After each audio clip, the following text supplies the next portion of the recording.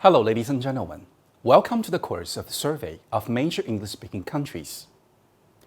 This lecture is about Chinese in Gold Rush. On January 24th, 1848, gold was discovered in California at a Sutter's Mill.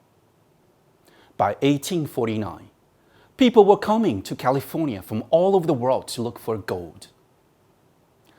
The California Gold Rush caused a huge increase in California's population. That year, about 90,000 gold seekers came to California, hoping to strike it rich. These migrants were known as 49ers. Nearly 80% of these were Americans from the East. The others came from all over the world. Many of them came from countries that had had few people moved to the United States in the past. At that time, war, famine, and a poor economy in southeastern China caused many Chinese men to come to America. Most of them hoped to find great wealth and return to China. By 1848, when the first Chinese arrived in San Francisco, the Chinese already had an established pattern of hunting for jobs to work in other parts of the world. Poor living conditions after the Opium War had forced many peasants and farmers off their land.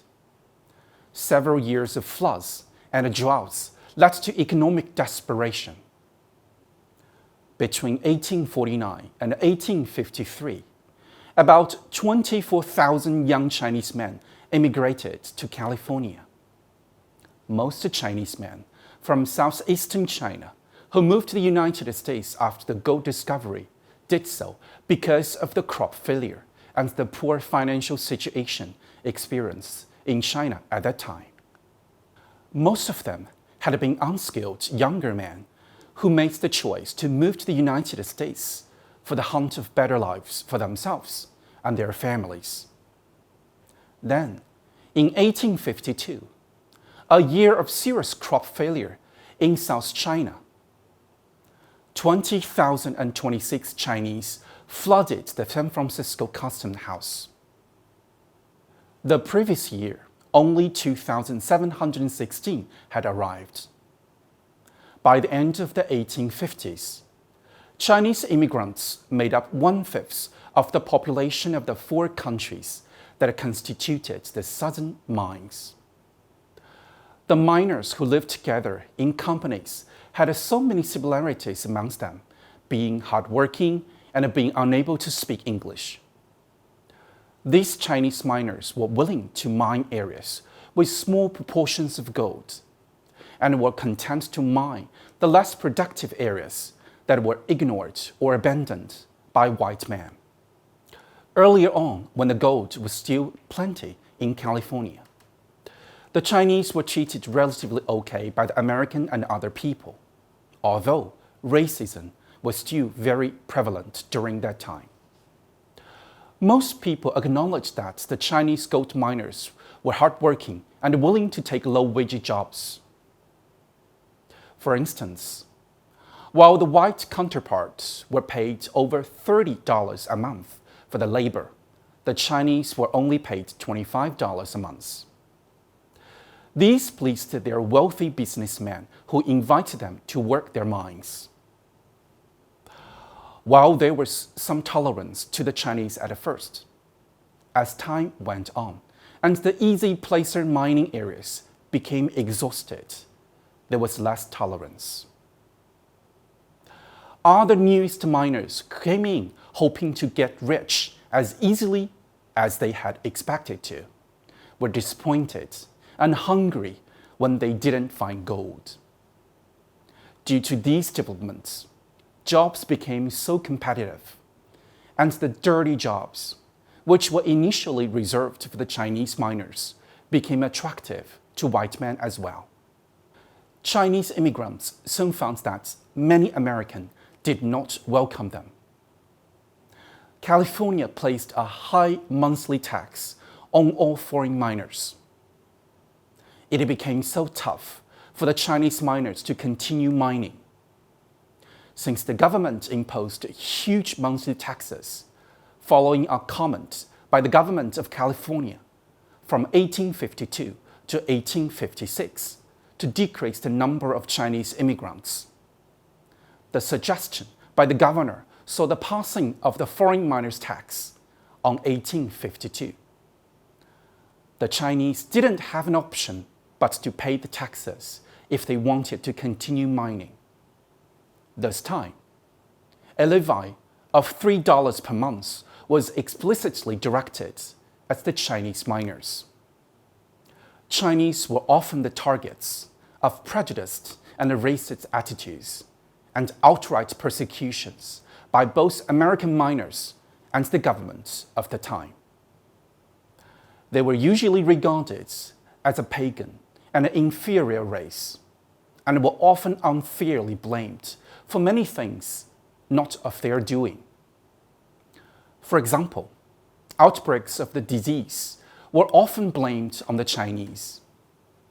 Chinese workers were also the targets of violent attacks in the mining camps.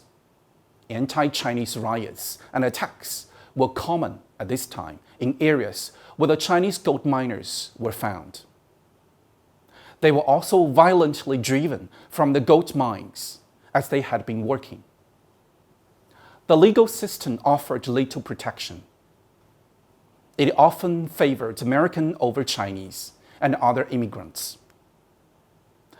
This was a strategy to depopulate the gold districts and create more open ground for miners. At this time, they were terribly attacked, and the American government tolerated the behavior since they offered very little protection to the Chinese miners. Despite such treatment, many Chinese immigrants continued working in the gold mines despite such treatment. Some looked for different jobs, and many opened their own businesses.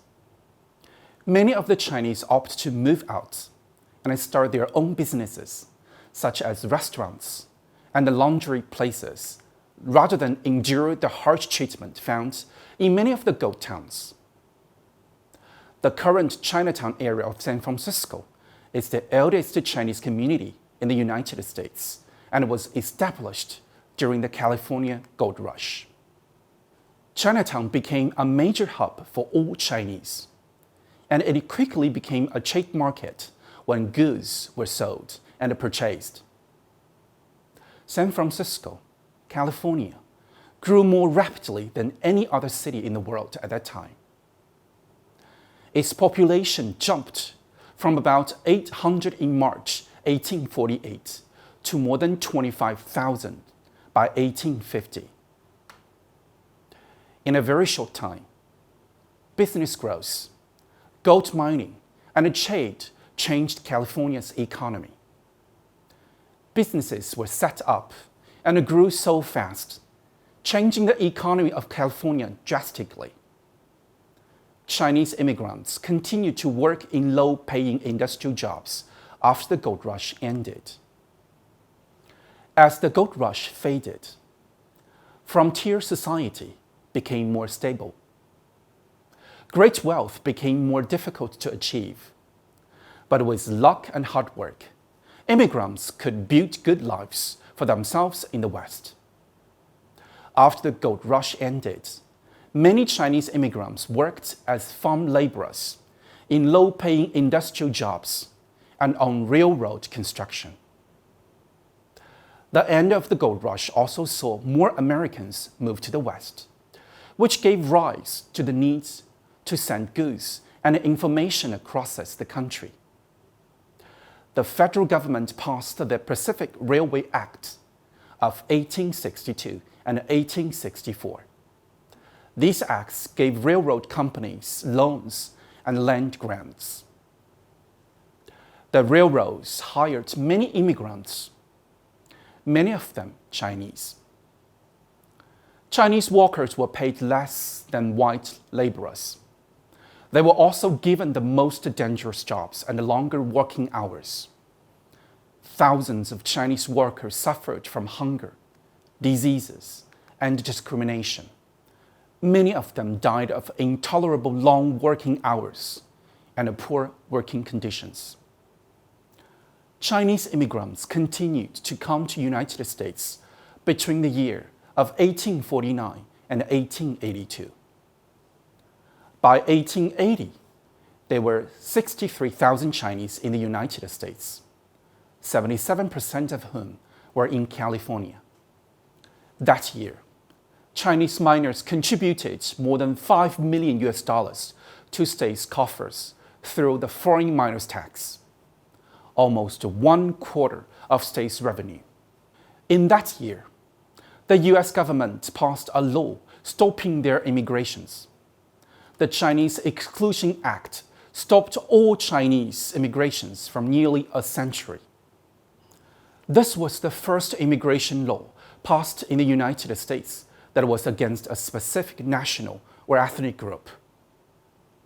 The Chinese Exclusion Act was the first of many discriminatory laws against other racial or ethnic groups, stopped the immigration of all Chinese for almost a century. Despite the discrimination that the Chinese were given during the time, they were still respected for their work ethic. Talk to any gold prospector today, and they will tell you that the prospecting in an area that the Chinese were working, it can be tough, even impossible to find any gold left behind. While the white miners would usually move on when picking got slim, the Chinese would work an area so thoroughly that there was hardly a speck of gold left when they were done. Even today, you can look at historic mining areas and tell where the Chinese had been working. The bedrock will be so thoroughly clean that the chance of finding gold there is pretty slim. Besides, Chinese workers also showed great inventiveness and skillfulness. As the local newspaper once put it, the Chinese introduced their water wheel, also bailing bucket, used to clean holes of water. These methods enabled them to work places to bedrock, which most Caucasians wouldn't do because of too much water to contend with. Since many Chinese workers came from China's wet rice farming region, they knew how to create a series of large flumes, ditches, dams, and pumps to divert streams from natural beds to flush out gold inside deposits that had already been washed over. Thank you very much, ladies and gentlemen.